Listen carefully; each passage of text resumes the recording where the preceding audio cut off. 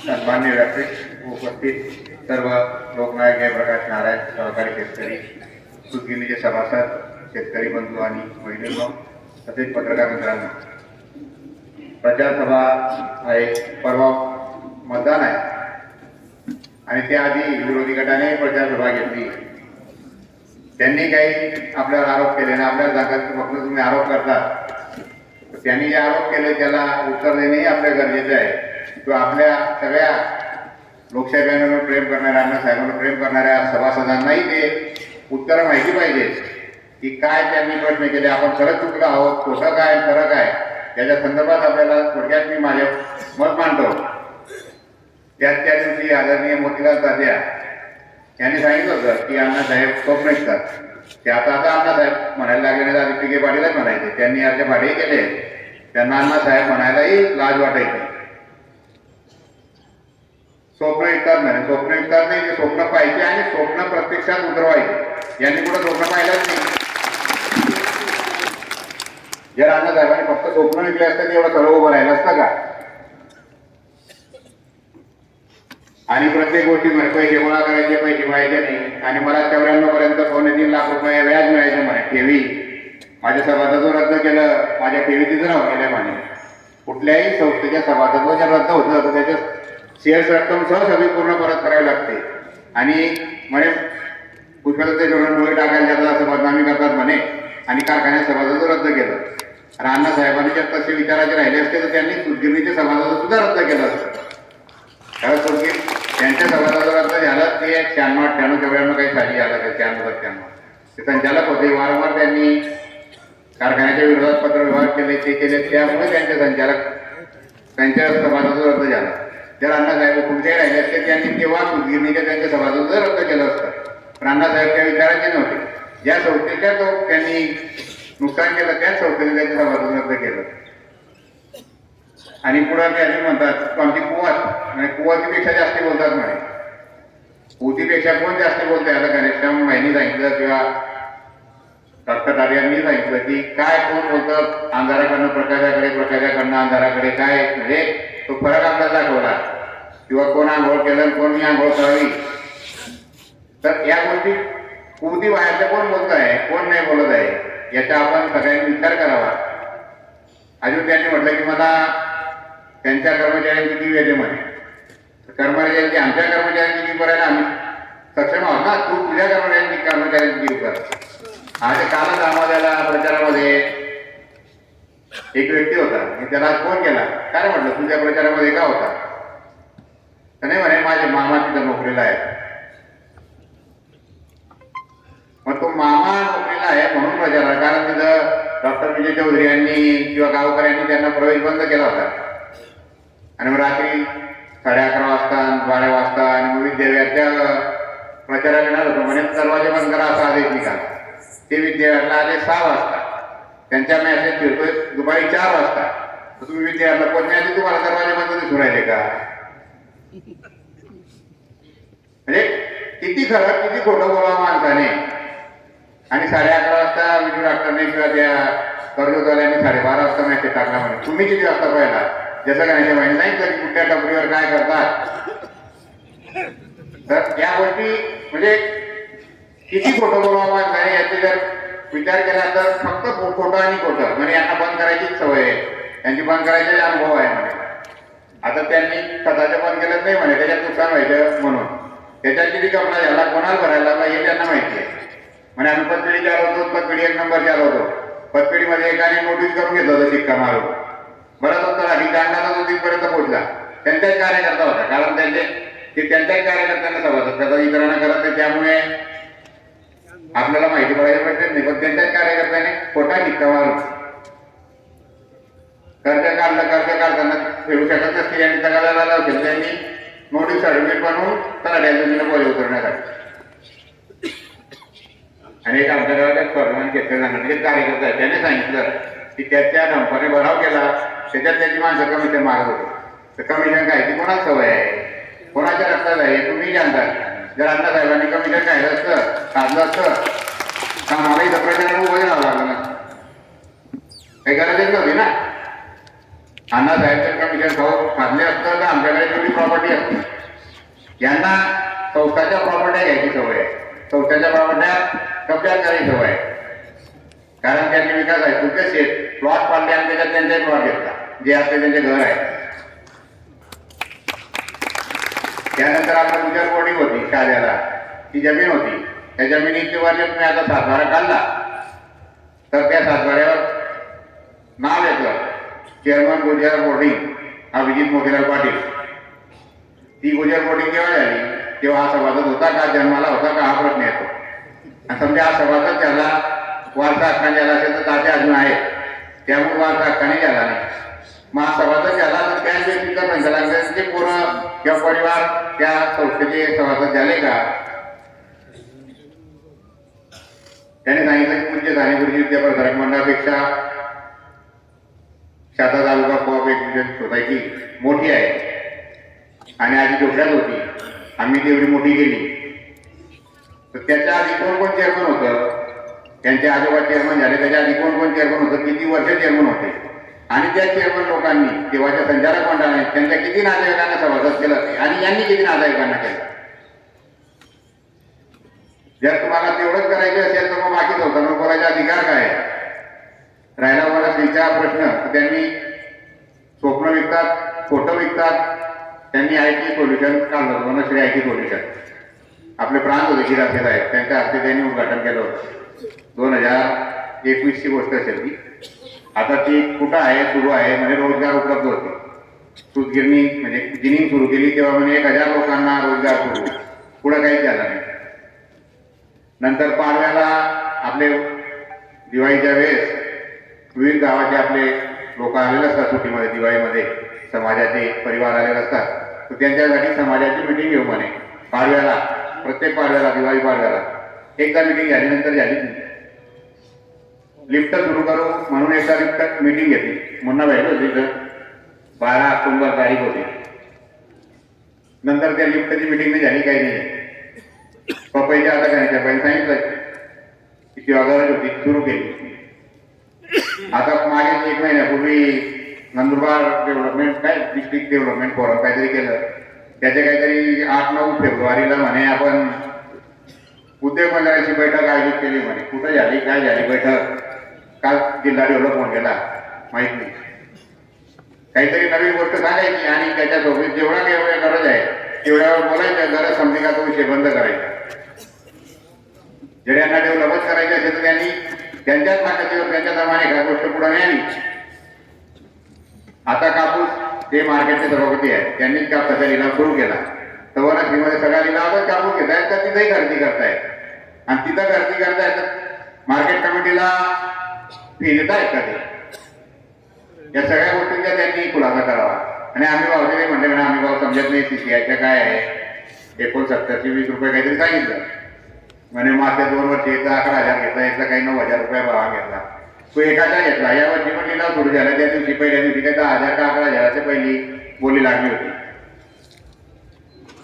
किती लोकांच्या किती कापूस घेतला आणि काय भाव घेतला. 2 लोकांच्या कापूस महाग घेतला आणि 4 लोकांच्या स्वस्त घेतलात. मग शेतकऱ्यांची काय वाट कसा नाही म्हणे तुम्हाला बॅलन्स शीट समजत नाही. बॅलन्स शीट समजलं नसतं ते वेळेवर चाललं असतं का. मला सांगतो तुम्हाला बॅलन्स शीट समजत नाही. अरे मी तर 25 वर्षापासून समन्वय म्हणून काम करत आहे. जर बॅलन्स शीट समजलं असतं तर काय झालं असतं. यांना बॅलन्स शीट समजत नाही स्वतःला. यांनी नगराध्यक्ष झाले, मग श्री रविशंकर यांच्या संघटनेने आपला कवळीत ते प्रकाशाचा जो पाठ आहे, कवळीत बाजाराचा पाठ तो साफ करायला घेतला. मग यांना पण तेव्हाच नगराध्यक्ष झाले, आपण पाणीचं काही केलं पाहिजे म्हणून जैन समोरच्या पाठ खोलीकरण करण्यासाठी घेतला. प्लॉट खोलीकरण करण्यासाठी घेतला. काम सांगून दिलं, काम सुरू होऊन गेलं. जिल्हाधिकाऱ्यांनी भेटही दिली आणि नंतर त्याची टेंडर प्रक्रिया झाली. मग कोणाला समजतं जर एवढे हुशार आहे, दोन्ही MSc ऍग्री आहेत, परदेशातून शिकून आलेले आहेत, तर काही प्रोसिजर असते का नाही कुठल्याही संस्थेची असो. आणि मग तक्रार केल्याचे म्हणे विरोध करतात. तेव्हा लोकवर्गणी गोळा करायची म्हणे म्हणून त्यांनी लोकवर्गणी केली. 3,22,000 रुपयाचं पत्र दिलेलं आहे महसूल खात्याने सहीने मुख्याधिकारीला की या लोकांनी नावासह त्याच्यात की यांनी 21,000, 5,000, 21,000 असे वेगवेगळ्या लोकांची नाव आहेत. कागद आहे माझ्याकडे पुरावा. हा कागद आता नगरपालिकेत पैसा जमा केला तर त्याची पावती मिळेल ना. कुठेही मागायचे येतो पैसे जमा नाही केले. लोक वगैरे गोळा केली त्यांनी ठेवली का गोळा नाही केली.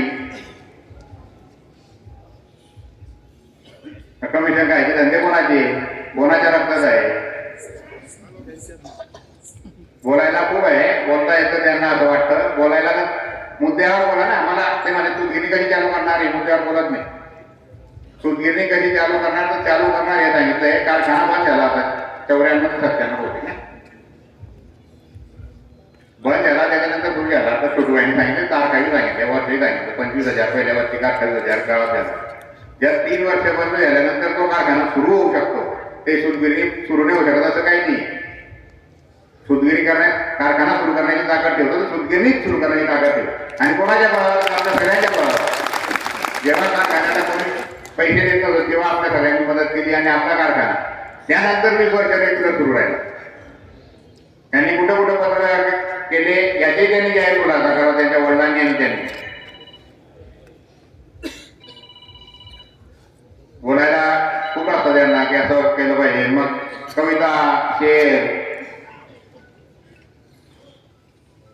मला सांगता की तू म्हणजे मी काम एक शेअर सांगितलं त्याच्यावर त्यांनी उत्तर दिलं. अरे हो बरोबर आहे काय सांगितलं नेता कसं कुठं जातो मी कसं बोललं पाहिजे. तर तू स्वतःच्या पहा ना तू काय केलं. काल त्यांनी सांगितलं की आम्ही 100 कोटीची कामं केली मकरंदाईंनी. पण मी प्रत्येक व्यासपीठावर मकरंदाईचे आभार व्यक्त करतो नगरपालिकेचे. तेव्हा आम्ही सगळ्यांनी मिळून तेव्हा त्यांच्या सावंतीची मला एक नगरसेवकचे नावं घेतलं त्यांनी. 3 नगरसेवक उपोषणाला बसले होते. त्याने सांगितलं की ते नगराध्यक्षाच्या विरोधात उपोषणाला बसले होते. का बसले होते कारण यांना बोलायचं नसतं. त्यांच्याजवळ काय बोलले काय केलं काय पूर्ण नाही केलं या गोष्टी बोलायच्या असतील तर आपली तयारी आहे. त्यांनी ऐकायची तयारी ठेवावी. आणि मग फेसबुक लाईव्ह करा आणि दाखवा घरून जे ऐकून राहिले त्यांनी पहा ऐका. या अनेक गोष्टी आहेत की त्यांना सांगायच्या असतात. आता सूतगिरणीचे इलेक्शन लागलं त्यांनी मागील 10 वर्षात म्हणा किंवा सूतगिरणी सुरू झाली तेव्हापासून किती कापूस दिलेला आहे किती वर्ष दिलेला आहे. स्वतः कापूस दिला का. आता जर तुम्ही नांदर गेला तेव्हा सांगत होते की मी उंटावरनं गेलो मग तिथं गुरं चरत होती म्हणजे संध्याकाळी 30च्या स्पीडने लाईट दिसत नाही. आता तुम्ही नांदर गेला ते आता कंपाऊंड होत आहे. त्यांनी सांगितलं की माझी बागायत जमीन दिलेली आहे आणि मात्र 1 रुपया त्याच्यावर दिलेली आहे. आता सातबाऱ्यावर कोणाचे नाव लागलं तर तुम्ही विकत दिली असेल तर लागलं असेल ना. करार करून काही ते लागत नाही. तर मग ती विकली तर का विकली मग किती भावाला विकली यावर जाहीर करा. त्याची कोटेशन मागवली मशिनरी मागवली कितीला मागवली कितीची मशिनरी होती या गोष्टी मांडा तुमच्या आपल्या. तुम्ही सूतगिरणीच्या बॅलन्स शीट म्हणतात किंवा अहवाल म्हणतात तर तो आम्ही देतोच आहे. चूक बरोबर नुकसान नफा जे आहे त्या अहवालात आपल्या सगळ्यांपर्यंत येतं. त्यांनी वनश्रीचा अहवाल मांडला का फक्त सांगितलं 40 कोटीपर्यंत माझं टर्नओव्हर आहे आणि स्वतःच्या दमाला सतत करावा. मग ती कॉपरेटिव्ह करायला मग सांगतात की नाही ती सेंट्रलच्या याच्या हिशोबाने कायद्यानुसार कॉपरेटिव्ह आहे. त्यांना समजत नाही फार्मर प्रोड्युसर कंपनी काय आहे. फार्मर प्रोड्युसर कंपनीमध्ये कोण संचालक आहे किती सभासद आहे त्यांना काय फायदा झाला तुम्ही कुठला कुठला व्यवसाय करतात किती कापूस घेतला किती सोयाबीन घेतलं किती कट्टी लावली आणि किती मार्केट फी भरली. आता तुम्ही मार्केटचे सभापती आहे तर मार्केट फी भरलीच असेल. या सगळ्या गोष्टींचं त्यांनी स्वतः आपल्याकडे पाहावं मग बोलावं. आणि सूतगिरणी सुरू करत नाही मुद्द्यावर बोलत नाही म्हणे. त्यांनी त्यांच्या जर तुम्ही ती घोड्याचे भाषण पाहिलं असेल तर कुठल्याच मुद्द्याला फेड गेले नाही म्हणे. मग बाबू साहेबांना बोलत नाही त्यांच्या तब्येतीमुळे पकडत नाही. त्याने टपरी चालवायचे अनुभव नाही म्हणे. अरे मी टपरी टाकायच्या पुढे म्हणजे ते नोकरी करतो ना.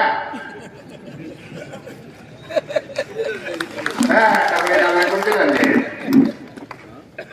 म्हणून ते घराच्या म्हणजे टोपीच्या हे करत होते व्यापाराची शेतकऱ्यांसाठी संघर्ष त्यांनी घेतला. की आम्ही करतो. कारण तेव्हा इलेक्शनच होतं मार्केट कमिटीचे, म्हणून यांना बाजूला करून ते आले. इलेक्शन संपलं, सांगून दिलं की माझ्या आमच्या पप्पाचा संबंध संपला.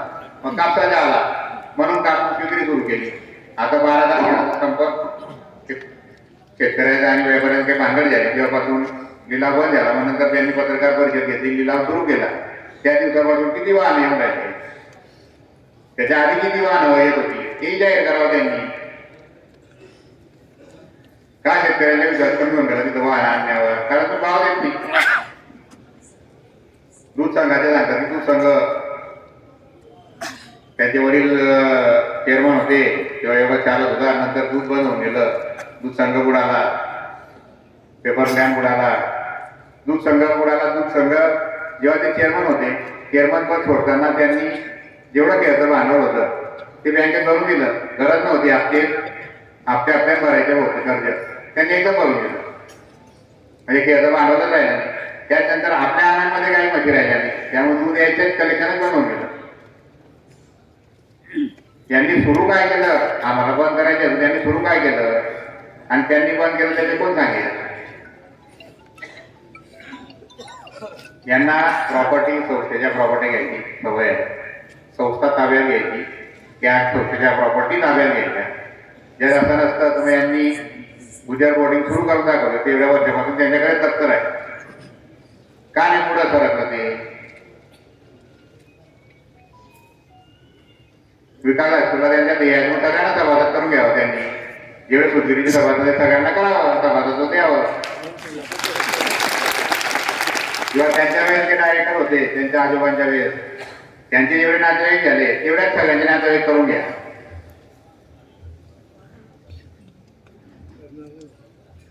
या गोष्टी फक्त अण्णासाहेब होते की डॉक्टर टाके साहेब म्हणजे भाजपमध्ये म्हणजे अण्णासाहेबांचे विरोध होते तरी सभासद करून घेतलं. एवढं मोठं मन, मोठं हृदय, आणि ते म्हणतात की यांचं मोठं मन पाहिजे. बैठक बोलवली असती तर आपण असं केलं असतं, चालवलं असतं, मदत केली असती. पण यांना मोठं मन दाखवता येत नाही, मोठं मन करता येत नाही. कारखान्यात सुद्धा सभासद आहे. समजा हेही विरोधक होते, तिथं अण्णासाहेबांना त्यांच्या विधानसभेच्या वेळेस विरोध केलाय, नाही केला असं नाही. अण्णासाहेबांनी यांचे सभासद रद्द केलं असतं ना. संस्था, राजकारण आणि व्यक्तिद्वेष या सगळ्या वेगळ्या गोष्टी आहेत. यांना व्यक्तिद्वेषाने पछाडलेला आहे. फक्त उठलेल्या अण्णासाहेबांना बोलायचं आणि आपलं दुकान चालू ठेवायचं. प्रवाहाच्या विरोधात गेलं तर कुठलाही विरोधक बाहेरचा जो असतो तो मान सन्मान देतो, म्हणून यांनी दुकान चालवलं.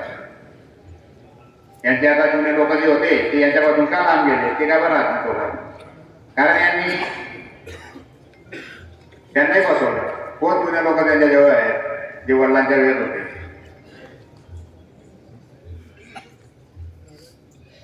तर या सगळ्या गोष्टी ते बोलत नाही, खोटं बोलायचं, कुठंतरी शेरोशायरी करून द्यायची. मग 4-5 समोर बसवले नाही, हो सांगायचं. वाडी उलगी गई, उलगी यार तर लगाई नाही, लक्ष घ्यायची उगी नाही माहिती.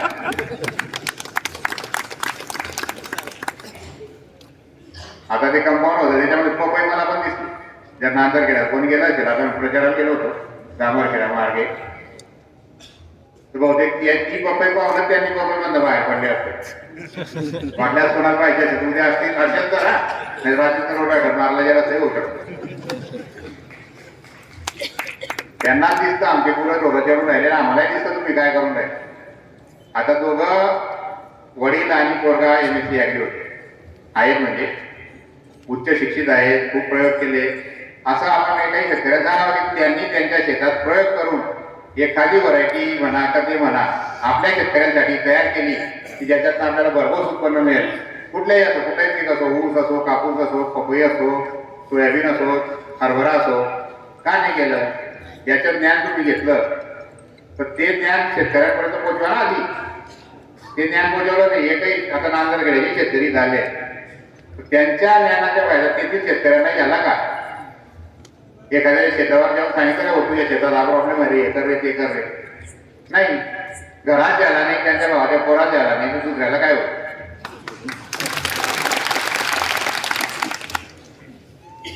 व्यक्तिगत बोलायचं कारण कसं आहे की ते पण व्यक्तिगतवर येऊन गेलेले आहे. त्यांनी सांगायचं की 4 लोक बसा, बसून घ्या, बसून बोलून करून घ्या, नंतर म्हणतात की आम्हाला कोणी बोललं नाही, विचारलं नाही, म्हणून आज ते व्हिडिओ आपण टाकले की ते आले होते, सीसीटीव्ही फुटेज टाकले. मग आज नाही कारण तुमच्या लक्षात आलं पाहिजे ना. तो सांगून देतो नाही ना, मग तुम्ही दूध नाही मारत होती, तो यायच नाही, तर आपण विरोध करले तर बायबा दूध घेणे केव्हा नुकसान मला आणि इलेक्शन लढायला. म्हणून ते व्हिडिओ आज दाखवू पडायचे वाटते ते हो, ते बोलत चूक करत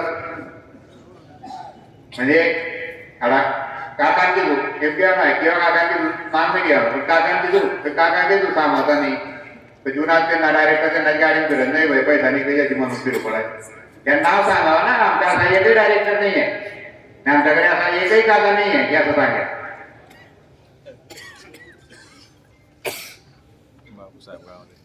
स्टोरी सांगायची तर स्टोरी एक मळी 13,000 रुपयाची जागोती सर कापसाचे दिले का उसाचे दिले आणि समजा तुझ्याकडे तू तरी मदत केली का. नाही आम्ही माफी मागणं होत नाही म्हणे, माफी मागायलाही मोठं मन लागतं. असं होत नाही की कुठे गोष्ट झाली माफी मागायला.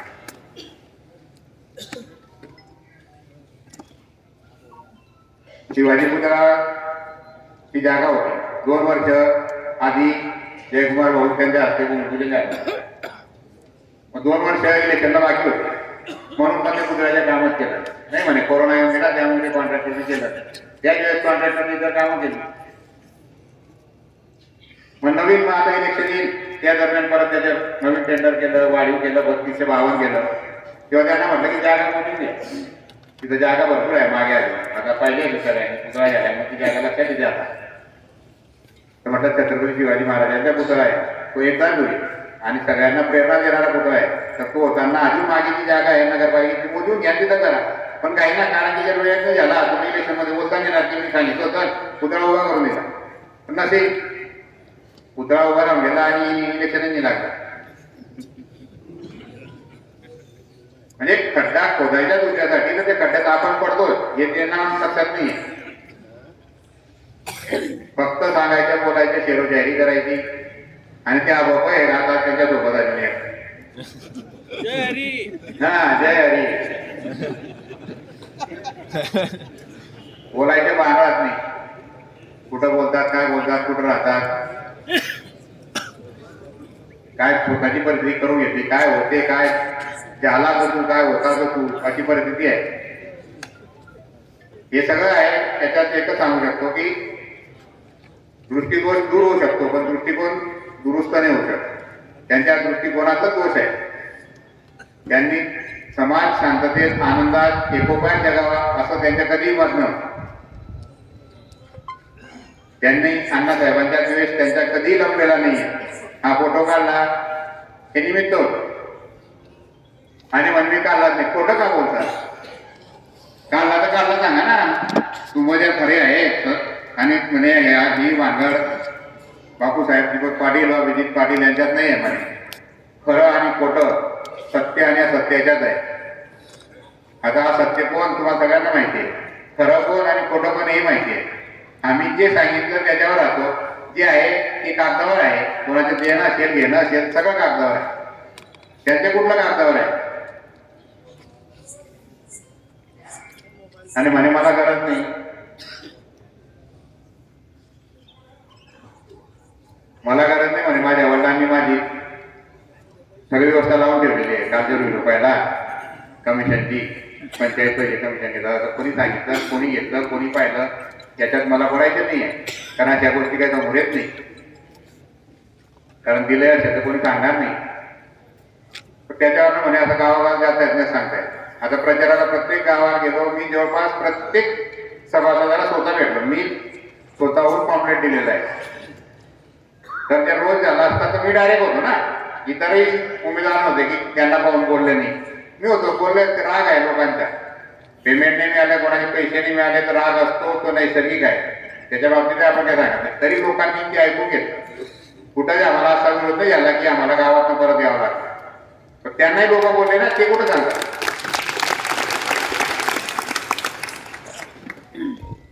प्रचार करायला मिळणार नाही, प्रचार करायला लोक येऊ देणार नाही, त्यांना लोकांनी बंदी केली का? की ज्यांनी उभं केलं त्यांना तुम्ही त्याच्या फोटो काढतायत. आता जर एक कॉलेज झालं असतं, या कॉलेजमध्ये आज काल त्यांच्या एक प्रकाशामध्ये नावच घेतो किशोर गुलाटी पाटील होते दिलीपबाई. हा, त्यांच्या पोरीची म्हणजे त्याची आर्थिक परिस्थिती बरोबर नाही आहे. पोरीची फी माफ करून द्या. त्यांच्याच गुरु म्हणून सर आला होता, नरेंद्र गुरु पत्रकार आहे. तो काल त्यांच्या प्रचारात फिरत होता, तो सभासद नाहीये. पण मुलगी होती, तिचे शिक्षण नाही थांबलं पाहिजे या दृष्टिकोनातून कधी या गोष्टी अण्णासाहेबांनी नाही, बाबूसाहेबांनी नाही सांगितलं की याला माझ्याकडे पाठवले गरज होईल. परिस्थिती आहे, पोरगी हुशार आहे, अभ्यास करते आहे, तर तिचे शिक्षण झालं पाहिजे, थांबलं नाही पाहिजे. डांबर खेळायची वासुदेव भाई आहे, त्यांच्या 3 मुली होत्या भाऊ. त्याही मुली कशा शिकल्या, जसे पैसे आले त्याप्रमाणे शिकल्या. असे आपल्या इथं बसलेले पुष्कळ पोरं असतील की जशी परिस्थिती आली तसे तसे फी भरत आपण शिकत गेला. तरी तुम्हाला परीक्षेला नाही त्याला नाही आलं.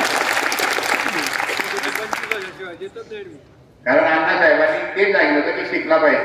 ते सांगतात की आता आपले सगळे गावं प्रकाश झाली म्हणे, गावात गेले का आजी आजोबा राहतात. अरे हो, तेच राहतात ना, कारण की पोरं शिकले, नोकरी गेली, प्रगती केली ना, अधोगती नाही झाली. प्रकाश काय अधोगती नाही झाली. जर आता प्रचाराचे खरं डोळे उघडे ठेवून गेले असतील तर प्रत्येक गावात नवीन बांधकाम सुरू आहे, प्रत्येक गावात नवी घरं झाली आहेत. एकही घरात शेती त्याच्यात एसी नाही, काही गरीब लोकही आहे, काही जुनी घरही आहे, नाही असं नाही. पण प्रत्येक गावात ते प्रमाण जर पाहिलं तर 2% 5% आहे समाजाचे. जर पाहिलं तर हा समाज एवढा पुढे कसा गेला. आज असं एक गाव नसेल तुझ्या समाजाचे की जिथून कोणी पोरगा परदेशात नाहीये, ज्याच्या वडिलांना विचारायला रुपये मिळत नव्हते, अशा लोक आता डॉलर बोलून आहेत.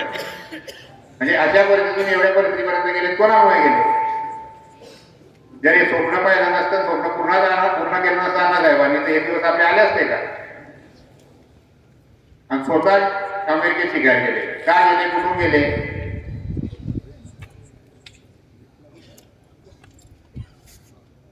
किती लोकांना त्यांनी काम दिलं, गावात त्यांची किती प्रगती केली त्यांनी, आणि गावातल्या लोकांची किती केली. गावात का विरोध होतो.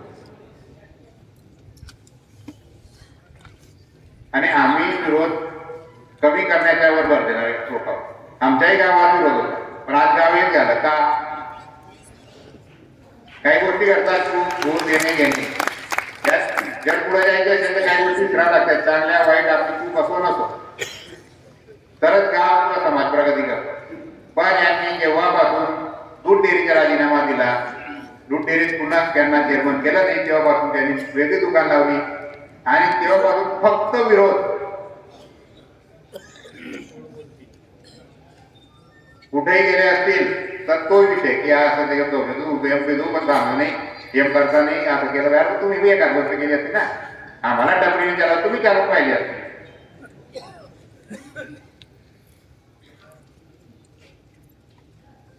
या गोष्टी आपण सगळ्यांनी विचार करूया अशी विनंती करतो. आणि खरं खोटं कुठंही असो, आपण बोलायला तयार आहोत, समोर बसायला तयार आहोत. आता नाही ऐकला पाहिजे. जे असेल समोर चूक असेल तर चूक मान्य करायची हिंमत ठेवतो, आणि बरोबर असेल तर बरोबर सांगायला हिंमत ठेवतो.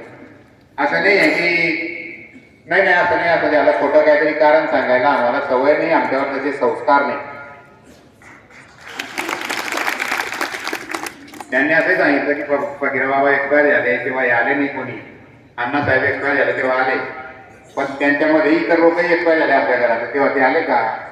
अण्णासाहेब आजारी होते, अण्णासाहेबांच्या डायरेक्टली चालायचे, तेव्हा यांनी जनता बँकेच्या बाबतीत किती पत्रव्यवहार केले, किती फोटो टाकले पोलीस स्टेशनला. जे इन्क्वायरी ऑफिसर होते त्यांच्यापर्यंत किती फोटो पोहोचवले, किती पत्र पाठवले.